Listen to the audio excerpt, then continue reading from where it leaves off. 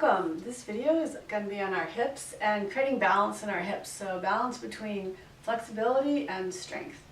Our hips are a big part of our body that supports us when we're doing whatever we're doing, sitting, standing, running, any type of activity. So they can store a lot of tension, especially because we do so much sitting these days. So this is going to be a nice, gentle practice. It can be for beginners or even advanced practitioners, just to begin to open up the hips and create some strength as well. So first, start off by coming onto your hands and knees for cat-cow. And this is just tilting the pelvis anteriorly and posteriorly, which creates the shape of your spine. So when we do an anterior tilt with the front of the hip coming forward, the tailbone lifts up and we come into a cow pose with a big arch in our back. And then we tilt the hips posteriorly and get a nice rounding of the spine for cat. So keep the index knuckles grounded. Don't let your shoulders sink up by your ears, but keep the shoulders actively working on the back. And let the breath lead the way. So the inhalation draws your chest forward, opens the shoulders up, lifts up the hips. Try and sink the heart forward. And exhale, round your spine. Really opening up the space between the back of the shoulders. You can even tuck your chin in.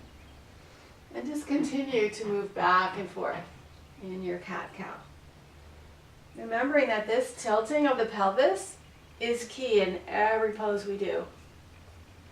And finding some kind of position that is really supportive of us without going too much of an anterior tilt or a posterior tilt.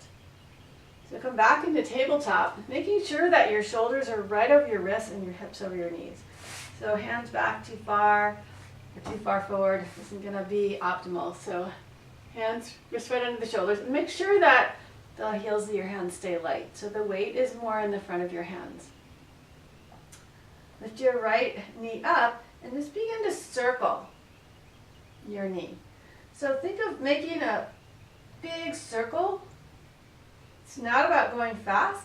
It's about being mindful and finding those places in the hips that can open up and being curious. How much can I open my hip? So after a few circles, you can reverse the direction of the circles. Again, trying to keep the circles nice and wide, almost pointing your knee up to the sky if you can. And then we'll do the same thing on the other side. So you lift the left knee in, open up the circles.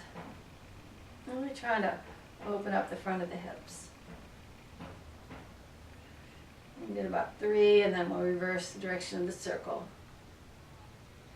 So this is a strengthening as well as an opening. You can always have a blanket under your knee. That would be more comfortable.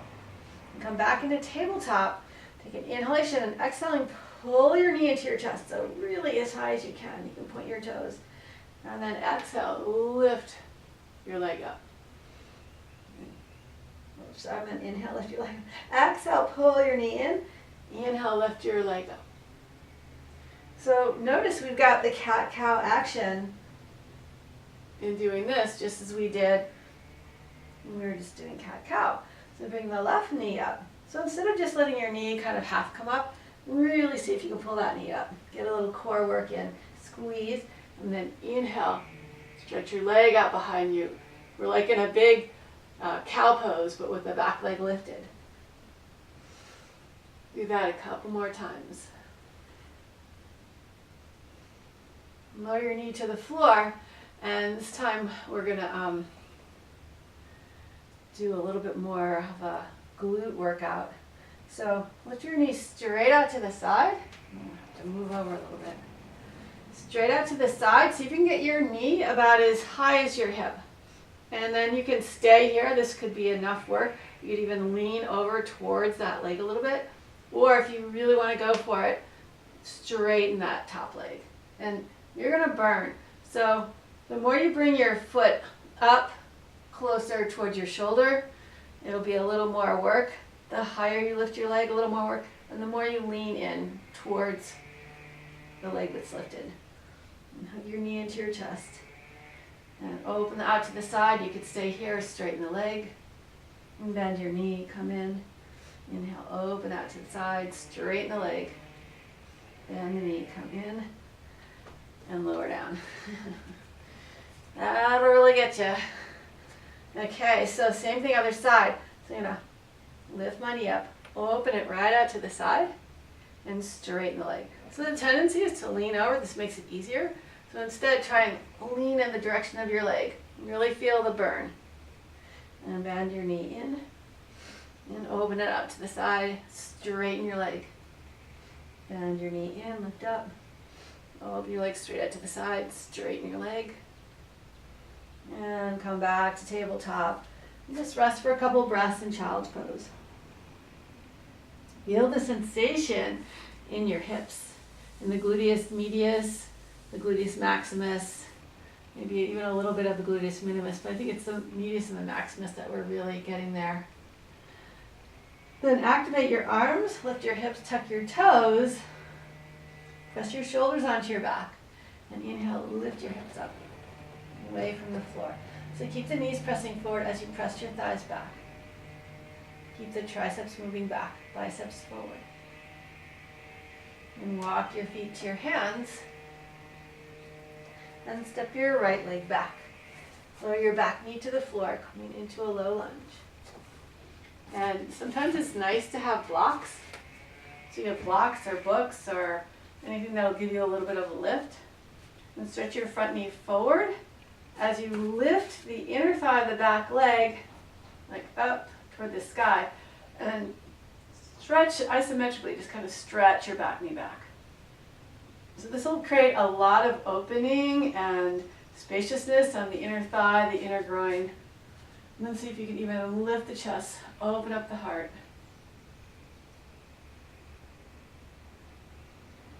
And you can come back to your lunge and bring both hands to the inside of your front leg. And you can use blocks, one block or two blocks. Place your forearms on the block. This might be just right for you. You can go a little bit lower and experiment. And then if it's available to you, you could bring your forearms to the floor and you're just going to kind of sway the hips around.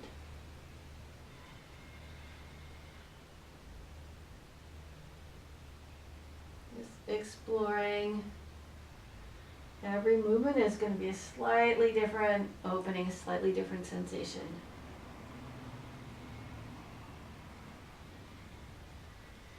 And you can come back to your lunge, lift your back knee up, step your back foot forward and step your front leg back. Again, lower your knee to the floor. Stretch your back leg back, your front knee forward. So you could come up onto your fingertips or use the blocks. Blocks just gives your shoulders a little more space. Allows you to lengthen the back a little bit more. So stretching the front knee forward, stretching the back knee back. And then come onto the forearms, either on blocks or forearms to the floor. Just move the hips around.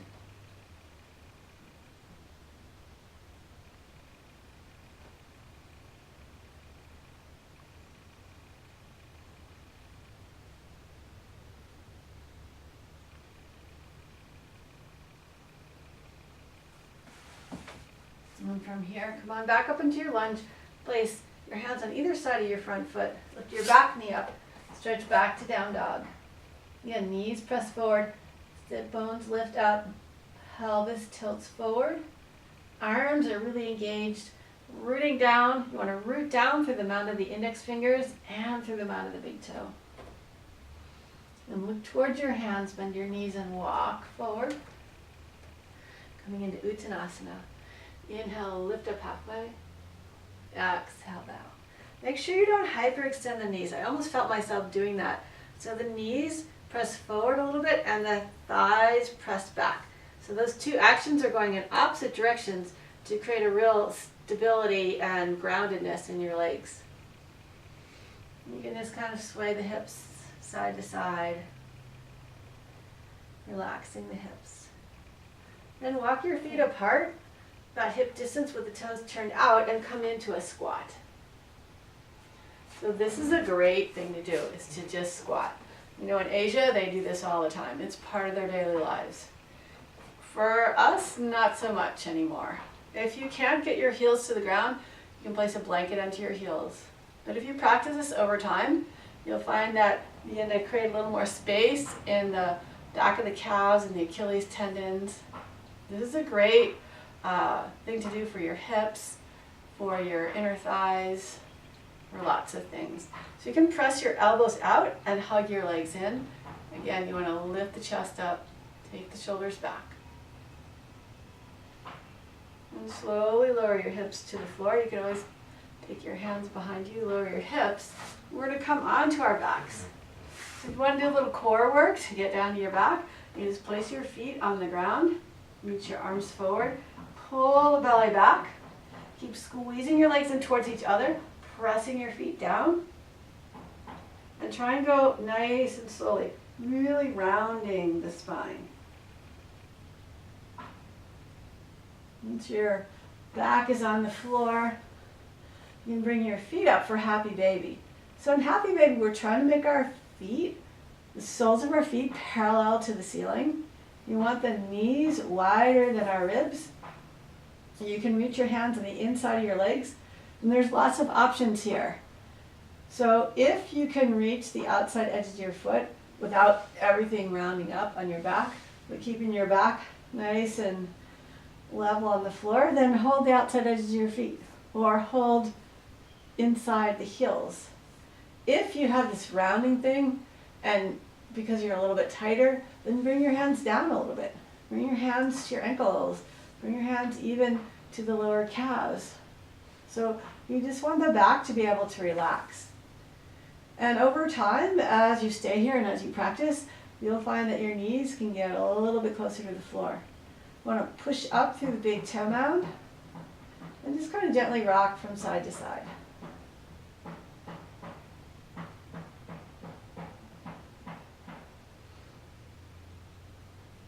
Good. So you can hang out here for longer if you like, but the last thing we're going to do is a Baddha Konasana on our back, so Supta Baddha Konasana. So you bring the soles of the feet together, lower your feet to the floor. Your arms could be in a cactus position, they could be out in a T position, they could be just a little ways away from your hips. And again, you want to let your back and shoulders relax, just let your knees release open. If this is too much for you, you can always place a blanket or a book or a block or something underneath the outer thighs to support the legs so that there's not so much weight pressing down. Take a deep breath in here, and as you exhale, just let shoulders soften, let your ribs soften, your back soften. You want a quality of letting go. You can close your eyes.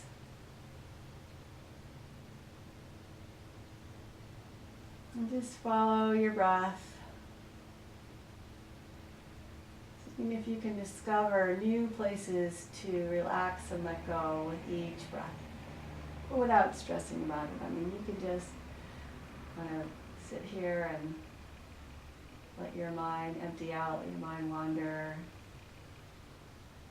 And try and stay in the present moment.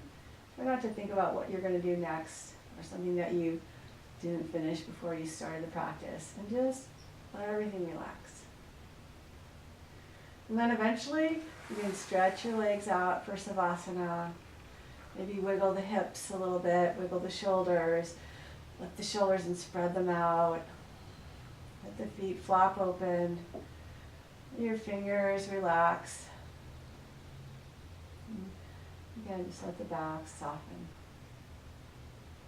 And you can stay in Savasana as long as you like. I would suggest at least 1 minute. 1 to 3 minutes, very minimum. 5 to 10 minutes is pretty nice. And 15 minutes would be luxurious. So thank you for watching.